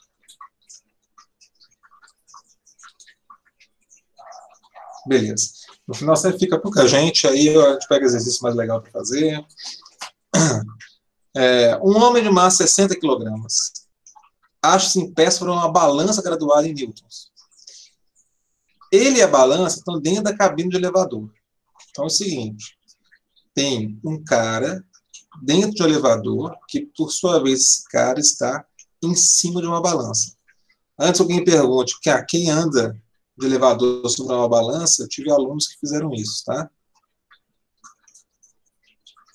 Que eu dei aula sobre isso, aí eles levaram a balança para o elevador. Eu levo a balança para a aula, brinco com a balança na sala de aula, e aí falo do elevador, eles levaram a balança para o elevador para poder tirar o que esse exercício trabalha. Então, você tem um cara dentro do elevador, em cima da balança. O elevador tem uma aceleração de 1 metro por segundo ao quadrado. Que aceleração que é essa? O elevador, quando está lá parado no térreo, por exemplo, para ele começar a subir, ele está com velocidade zero, ele vai ganhar uma velocidade, ele acelera para cima. Aí ele para de acelerar, ele vai com a velocidade constante até que chega no andar que ele quer. Aí ele freia. Quando ele freia, a aceleração é para baixo. Sempre o mesmo valor da aceleração, mas ela pode ser para cima ou para baixo. Quando ele vai descer, ele está parado lá em cima, ele acelera para baixo. Quando ele vai parar lá embaixo, ele freia com uma aceleração para cima. Então ele tem aceleração para os dois lados, tanto na subida quanto na descida. Só para a gente entender. E a aceleração ele deu um número aqui que vale 1. A gravidade 10 sempre, que a gente está usando, e ele quer saber o seguinte, qual a indicação da balança, no caso do elevador, está acelerado para cima? Vamos lá, a balança está graduada em newtons, tá? Se o cara está em cima da balança, está lá a balancinha, que as balanças que a gente tem de banheiro, né? Que tem um ponteirinho, que você sobe, ela vai lá e marca. Se o cara está com a balança parada, como funciona a questão da balança parada? A balança, gente, ela não sente a força-peso da pessoa, né? Uma pessoa sobre a balança sofre a força-peso para baixo. A balança faz a normal para cima, força de contato. Não tem tração, porque não tem corda, nada parecido. Não tem atrito, porque ele não está andando, não está arrastando. Não tem elástico, não tem nada deformado ali. Então, peso normal só. O que a balança faz no homem é normal. Então, a balança sofre a reação da normal, né? Ação e reação. Ela segura o homem para cima, o homem faz uma força nela para baixo, que é a reação da normal. Então, menos N, menos porque é sentido contrário, né? Então, é a mesma força, só que contrário, ação e reação. Bom, o que acontece é o seguinte, se você, por exemplo, botar a mão no ombro dessa pessoa, o peso dela não muda. Mas vai ter mais uma força para baixo, a balança, então, vai fazer uma normal maior, para segurar essa pessoa mais o que você empurrou. Então, a leitura da balança aumenta. Em outras palavras, se alguém na balança empurra o ombro para baixo, a leitura aumenta, parece mais pesada, né? O peso é M vezes G, isso nunca muda nesse caso, só se a pessoa engordar de uma hora para outra, ou se a gravidade do planeta mudar, mas o peso é fixo, né? A massa da pessoa é 60, a gravidade vale 10, o peso 600 newtons. A normal que muda. Se você botar a mão na pessoa, se você levantar ela um pouquinho, ou se o elevador acelerar, isso que a gente vai ver. Tá? Inclusive, o que a gente vai ver? Que a pessoa pode ficar, entre aspas, mais leve ou mais pesada, de acordo com a aceleração do elevador. Então, vamos analisar isso. Na letra A, o elevador tem uma aceleração para cima. Está escrito lá. Ele deu o valor da aceleração. Quais são as forças que atuam na pessoa mesmo? Peso e normal. Peso é fixo, né? 600 newtons. E a normal pode variar. Leitura da balança é a força normal. É a reação da normal. O valor, então, é da força normal. Normal é aquela força de apoio, né? Então, como que você monta isso? Antes de voltar para o exercício, você pode até fazer o seguinte. Todo exercício você pode montar F igual a MA. Até quando está parado. O que vai acontecer é que isso vai dar zero, mas a fórmula existe, está lá. Força resultante. Para cima eu uso positivo, para baixo negativo, igual a M vezes A. Essa é a fórmula desse cara em qualquer pergunta que ele fizer nessa questão. Normal para cima, peso para baixo, M vezes A. Se o elevador estiver parado, o que vai acontecer? A aceleração vai ser zero. Ou se estiver andando com velocidade constante, né? Ele está subindo sem acelerar. A aceleração é zero. Normal menos peso ia ser zero. Normal igual ao peso. A leitura da balança seria exatamente o peso dele. A balança ia indicar o valor correto. Ia funcionar bem. Mas, ele falou que está acelerando. Então, eu pego a mesma forma. Vou botar normal A, tá? Da letra A. O peso é 600 newtons, em vez de G. A massa é 60. E aqui ele acelera para cima. Eu sempre uso para cima positivo. Então, a aceleração vale 1 positivo, né? Então, normal A, 60 vezes 1, 60. Esse menos aqui vai para o outro lado somando.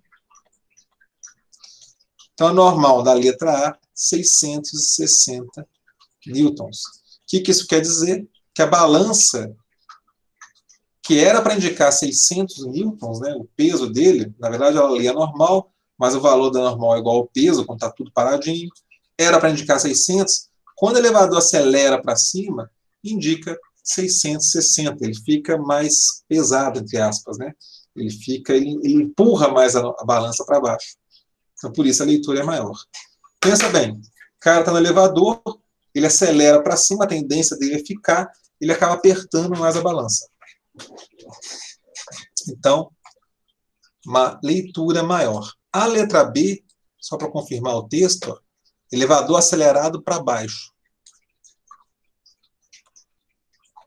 A letra B, gente, é a mesma fórmula, porque essa fórmula que vai mandar no exercício todo, normal menos peso igual a M vezes A, só que eu vou ver se a normal muda caso a aceleração seja para baixo. Lembra, para cima positivo, então para baixo negativo. Então fica assim, ó. Normal da letra B. O peso é 600, o peso não muda, né? O que muda é a leitura da balança, é normal, o peso é M vezes G. A massa é 60 e ele acelera para baixo. Então, NB é igual a 60 vezes menos 1, menos 60. Esse menos 600 passa somando. A normal do item B, 600 menos 60, 540 newtons. Então, na letra B, a leitura da balança é menor. É como se ele tivesse, ó, aspas de novo, não esquece disso, é como se estivesse mais leve. É a sensação de estar mais leve. Por quê? O chão acelera para baixo, ele tende a ficar, é como se ele ficasse um pouquinho para cima. Então, é por inércia, a questão da inércia, manter no mesmo lugar, pensa nisso. Então, a leitura da balança é menor porque ele acaba pressionando menos a balança. 540. Tá bom? O que é curioso é que se o elevador estivesse despencando, cortou o elevador está caindo. A aceleração que o elevador ia cair não ia ser menos 1, ia ser igual da gravidade, ia ser 10. Você tem até essa conta aqui, ó, normal menos peso, 60. Se ele está caindo livremente, a aceleração da gravidade é 10. 60 vezes menos 10, menos 600. Esse menos vai somando. Olha lá. Leitura da balança, né, normal, 0. A gente fala que o peso aparente, né, aparentemente ele não tem peso. Você está dentro do elevador, o elevador está caindo, se você der um pulinho, sair do chão, você vai flutuar. Você vai ter a sensação de gravidade 0. Por que sensação? Porque os seus olhos vão ver o chão na mesma distância o tempo todo. Você está caindo e você não chega no chão. Então você não cai, na verdade, naquele referencial, né? Se tiver uma janelinha para olhar para o lado de fora, você vai ver as nuvens passando, os passarinhos passando, até você morrer no chão. Mas antes disso, você vai ter a sensação de estar flutuando, de estar sob gravidade 0. Que é a tecnologia, na verdade, a técnica que os filmes usam. Quando você vê um filme, uma imagem de gravidade 0, é isso, é um avião caindo, literalmente, um avião caindo. Sobe com o avião, desliga, deixa cair, e as pessoas ficam flutuando lá dentro. Aí liga o motor e volta. tá? Beleza, Gustavo e Jonatas? Beleza. A questão é boa, tá? De elevador. Depois tenta fazer de novo no livro. Vai ter uma aula só de exercício dessa matéria. Essa matéria, como eu falei, eu agarro muito nela. E aí eu vou fazer outro de elevador. Para a gente fixar isso bastante, porque não é difícil a montagem, mas não é uma questão simples, não. Então, tenta fazer. Eu tenho até uma dúvida que é mais uma curiosidade, professor. Se ele tivesse ali, o elevador tivesse caindo com a gravidade, né, que você falou ali, né? A velocidade da gravidade. Aí, tipo assim, alguma coisa fizesse ele voltar a subir de novo. O que aconteceria com o homem ali dentro? Ele Não, continuaria? isso acontece, né? Porque o avião, deixa eu ver se estou com a imagem aqui. Porque eu vou botar uma imagem dessa na aula e hoje dei uma pesquisada nisso. Deixa eu ver se ainda está aberto. Se tiver, eu coloco. Ó, é mais ou menos isso, ó. Aí eu vou botar essa imagem na aula, tô dando spoiler já. Aqui, ó. Ele volta. Aqui não tem vídeo. Até tem, mas até achar.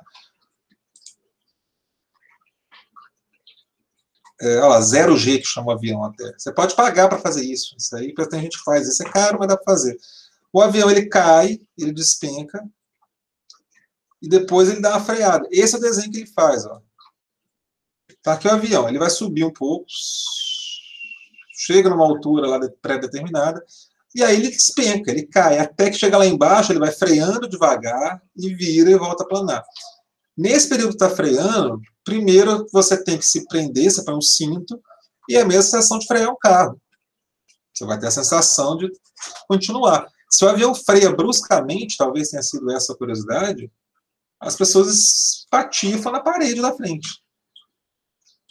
Tá? Não tem jeito. O avião está caindo, você está lá dentro feliz da vida, e aí ele para de repente, ele freia, você vai rolar no chão, né? Na parede da frente. Machuca. Então, ele tem um sistema.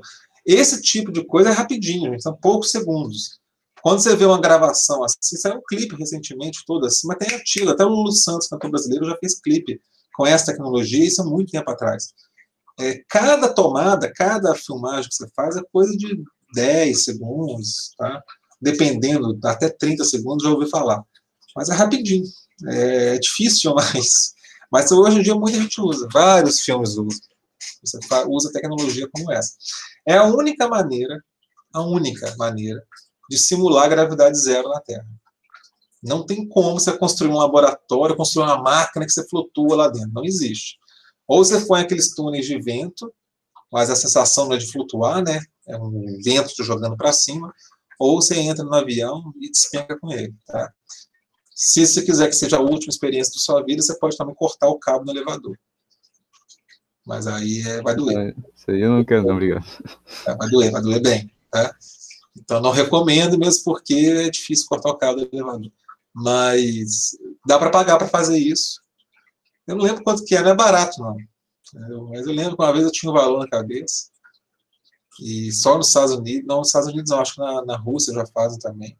A Rússia tem um voo também para você ver a curvatura da Terra, né? Muitos anos já. Você pode pagar, fazer um voo turístico, você voa, só que é um lugar tão plano e alto que você vê a curvatura da Terra. Aí os terraplanistas ficam loucos, mas dá para ver. Só pagar. Hoje em dia tem os voos, né? Que teve esse ano já os 2 milionários que fizeram aquele voo para o espaço. Claro que você vai ver a curvatura da Terra também.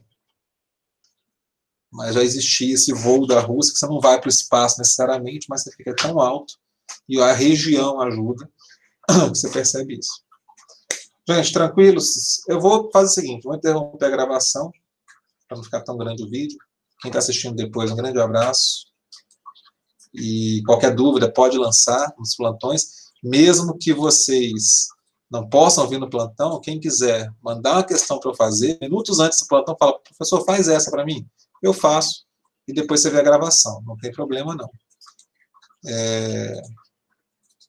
Eu posso cometer a gafe de te chamar no meio do plantão, mas não é vergonha nenhuma, é vergonha para mim, vocês não são obrigados a estar no plantão, então relaxa, pode mandar. Então, vou me despedir aqui para interromper a gravação.